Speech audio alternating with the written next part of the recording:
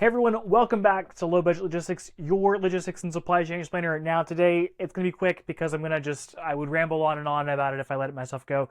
Before we get to any kind of rambling, like and subscribe to the video, please. If you are enjoying this content and trying to navigate the crazy world of tariffs in the new administration with me, please, again, like and subscribe. Hit the notification bell so that you know when I'm posting new videos. I'm going to try and do this every other week, in addition to the Bullshit podcast with Bill and Matt, which you should definitely watch. It is a great time. But anyways, this is going to be a quick one. I'm going to talk about two very specific points about U.S. manufacturing and the potential revolution that we might see.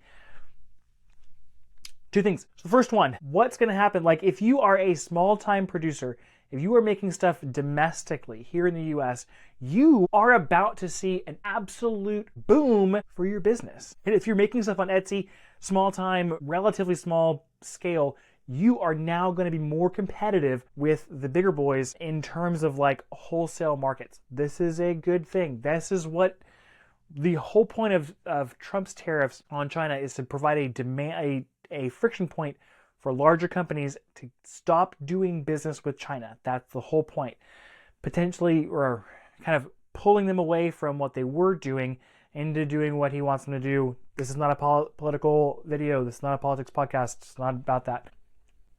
But in the short term, you are going to be much more competitive with bigger boys, with bigger players, especially in wholesale markets, because the cost that you can manufacture stuff at a small scale in the US is actually much cheaper than you might be able to do overseas and import with the additional tariffs. So if I was a small manufacturer, maybe producing decent amounts on Etsy or some other service like that, I'd be looking at getting into some bigger markets, especially doing wholesale, where that cost of goods is super important, right? Because you're probably selling to them at about half of what they're going to sell on to their customers. So it's a great time to be a small to mid-sized producer making stuff domestically and selling to larger companies like Walmart, Target, etc. You name it.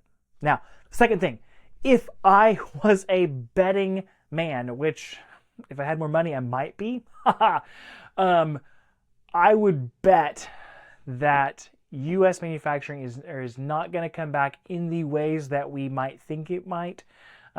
We're never going to replace overseas manufacturing. The economic impulse is too strong because it is simply too cheap to manufacture somewhere else and bring it into the U.S. Why is that? At a large scale, I should say, at a large scale.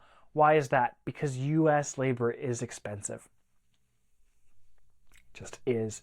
There's a lot of reasons for that. I'm not going to get into them because I'm going to talk about supply chain. But where you might see U.S. importers shifting to is other places that have a different trade relationship with the U.S. Vietnam, Thailand, Cambodia. I've been saying this forever and ever. And I would expect that you will see a lot more countries coming to DC and signing trade deals with the U.S. that might not have been on the table before. Again, I'm looking at you, South America, specifically looking at you, Argentina. You have a president, you have an elected leader that loves Trump, and Trump loves them. Why are we not hearing more stories about Argentina making these trade deals with the U.S.? It blows my mind that we haven't seen more out of that administration talking with this administration. It just simply makes sense. It's closer to the U.S. They have very friendly political ideals, and they have a cheaper labor force. It just makes sense. I would imagine that we will see much more of this in the coming days. Although, to be fair, it's only been a month. I can't believe it's only been a month that we've been under new administration and kind of living through the craziness of what's going on in the supply chain. That's it for today. We're at 5 minutes. I'm hitting it. If you like the show, again, like, subscribe. If you enjoy what I'm talking about, you might like this video right here. I learned how to do titles. Yes! Again, thanks so much for watching. Hit the notification button if you want more. And thanks for watching. I've said that too many times.